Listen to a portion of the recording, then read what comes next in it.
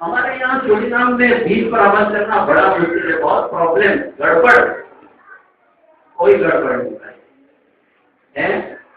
جس ذات نے ہم کو پیدا کیا وہ ذات عالم الغیب، وہ ذات کیا ہے؟ عالم الغیب۔ شروع سے لے کر کے اخیر تک ہر چیز کا علم اس ذات کے پاس موجود ہے یا نہیں ہے؟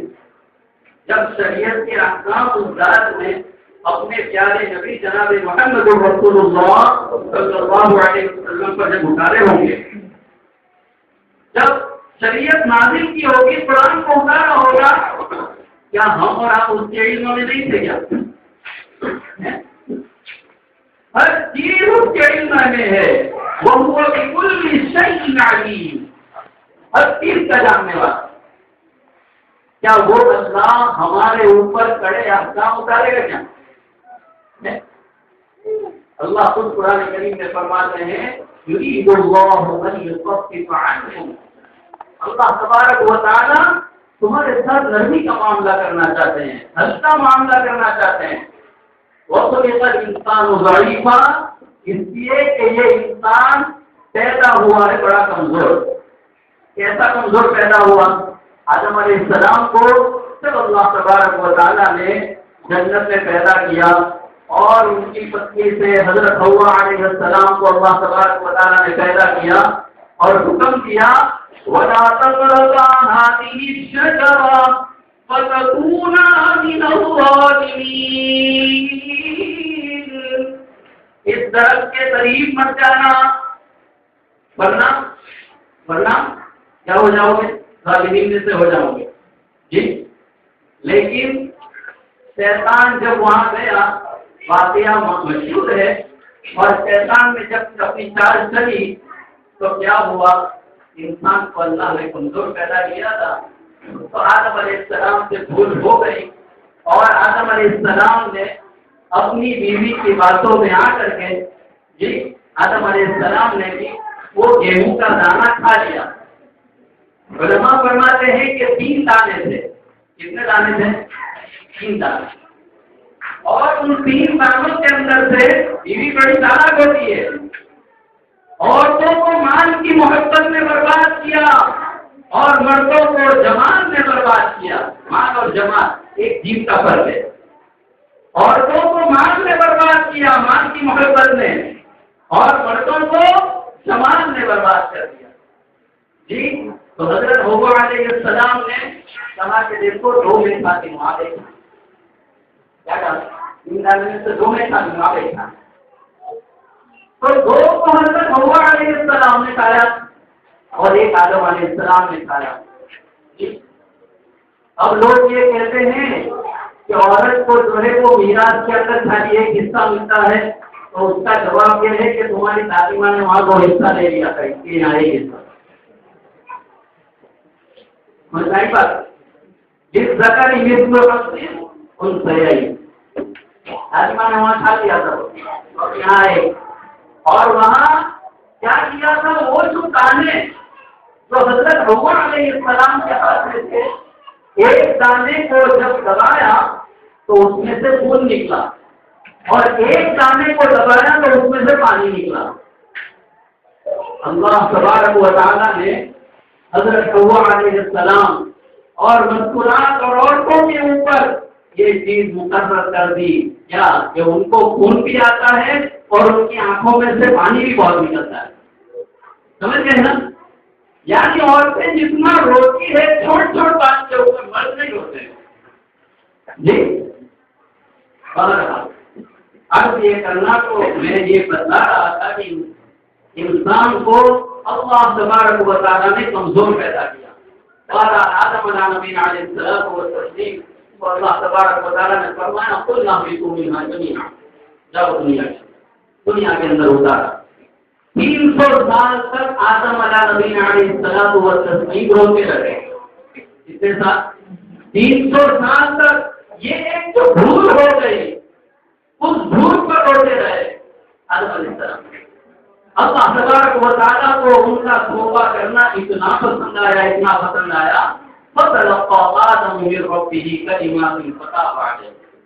اللہ تبارک و تعالیٰ نے آدم علیہ السلام کو توبہ کا طریقہ بھی بتا دیا کہ میرے در کے اوپر جب رو رہا ہے اور میرے سامنے جب معافی کی بھیک مانگ رہے ہیں، غلطی کو تسلیم کر رہے ہیں، تو اب نکلنے کا راستہ بھی میں بتاتا ہوں۔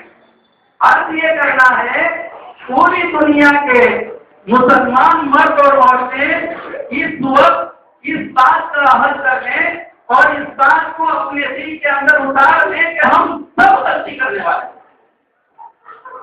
آج سب سے بڑا جھگڑا اس بات کا ہے کہ آدمی اپنی غلطی کو تسلیم نہیں کرتا اور اپنے عیبوں کی تلاش نہیں کرتا، دوسرے کے عیب دیکھنے کے اندر لگا ہوا ہے۔ کہیں سونامی آیا، کہیں طوفان آیا تو بس چکر کے اندر یہ کھوج کھاج میں پڑ گیا کہ آخر وہاں ایسا کیوں ہوا، ایسا چل رہا ہے۔ ہمارے حضرت جی فرماتے ہیں کہ یہ نہ سمجھو کہ ان کی بدعمالیوں کی وجہ سے ان پر عذاب آیا، یہ تو غنیمت کہ اللہ نے ہم کو بچا لیا اور ہماری بدعملیوں کی وجہ سے اللہ تبارک و تعالیٰ نے ان کی پکڑ لی۔ آدمی کو یہ سوچنا چاہیے اور آدمی کو اپنی تیاری کے اندر لگ جانا چاہیے، آدمی کو اپنی فکر کے اندر لگ جانا چاہیے۔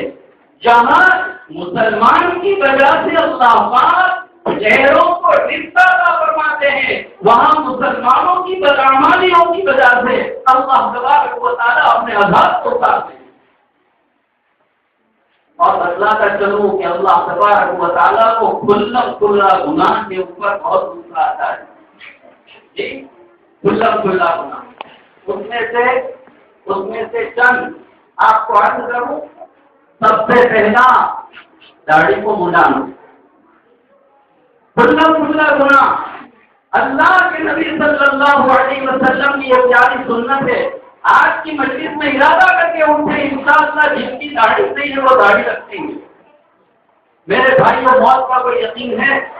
ابھی ہمارا انتقال ہو گیا، قبر میں چلے گئے، ہم کو اتار کے آ گئے، سرکار دو عالم صلی اللہ علیہ وسلم کا سامنا ہونا ہے۔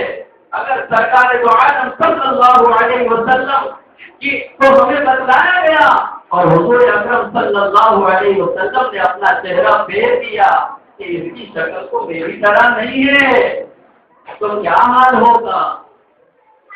جی چلیے، اور ہمارے استاد فرماتے ہیں کہ امت کے اندر دو گناہ ایسے ہیں کہ 24 گھنٹے کی زندگی اس کی گناہ میں گزر رہی ہے، اس میں سے ایک داڑھی اور ایک پائجامہ ٹکنے سے نیچے لٹکا رہے ہیں۔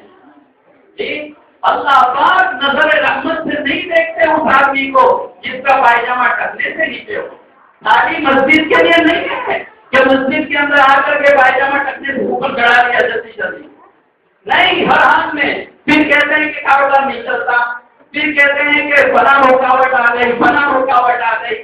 ارے اللہ پاک جب رحمت کی نظر سے ہی نہیں دیکھتے تجھے تو پھر رکاوٹ نہیں آئی تو اور کیا آئے گا؟ اس لیے اپنے اعمال کے اوپر غور کرنے کے بجائے آدمی دوسروں کے اوپر پیچھے پڑا ہوا ہے۔ اس لیے آپ سے معتبرانہ درخواست ہے اپنے اعمال کو صحیح کرنے کی فکر کریں۔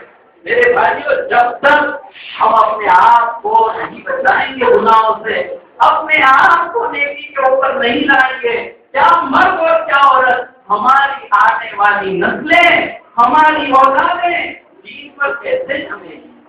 جی ہماری اولادیں تو یہی کہیں گی جیسے آج کے لوگ کہتے ہیں کہ ہمارے ابا نے تو کبھی ایسا نہیں کیا تھا۔ مولانا صاحب آپ کہاں سے نہیں باتیں کر کے، کیونکہ ابا نے سکھایا نہیں۔ جی تو کہتے ہیں تو کہیں ایسا نہ ہو کہ ہماری اولادیں کسی اور مولانا کے سامنے، اللہ کے نبی کے والد کے سامنے یہ جملہ نکالے۔ اس سے پہلے ہم ہماری زندگی کو چینج کر لیں اور وہ اوپنلی گناہ داڑھی کا جس پر اللہ کا عذاب ڈائریکٹ آتا ہے، اسی طریقے سے پائجامہ ٹکنے سے نیچے لٹکا ہوا ہے، اس کو بدلنے کی کوشش کریں گے بھائی سب انشاءاللہ۔ اور تیسری بات یہ کہ نمازوں کی پابندی کریں، ہر حال میں نماز کی پابندی کریں۔ ایسا نہیں کہ مسجد تک آدمی نہیں پہنچ سکا، کاروبار کے اوپر نماز مار نہیں، جعلت فی الارض مسجدا وطہورا. جی اللہ کے نبی صلی اللہ علیہ وسلم کی یہ خصوصیت کہ ساری زمین کو پاک کر دیا گیا نماز پڑھنے کے لیے. جہاں وقت ہو گیا اپنے ساتھ ایک مصلی رکھیں. پانی کی ماشاءاللہ آپ کی یہاں فراوانی ہے, کہیں نہ کہیں سے پانی مل سکتا ہے, مصلی بچھا کر کے اپنی نماز پڑھو بھائی, ورنہ عذاب اللہ کے منڈلا رہے ہیں ہمارے اوپر. جب تک ہم اپنے آپ کو نہیں بدلیں گے اللہ تبارک و تعالیٰ بدلنے کا فیصلہ نہیں کر پائیں گے. جی اس لیے میرے بھائیوں آج کی اس مختصر سی بات اللہ تبارک و تعالیٰ ہم سب کے دلوں کے اندر اتار لیں اور صحیح علم کو حاصل کر کے اور صحیح عمل کرنے کی اللہ تبارک و تعالیٰ ہم سب کو توفیق عطا فرما دے. وآخر دعوانا ان الحمد للہ رب العالمین.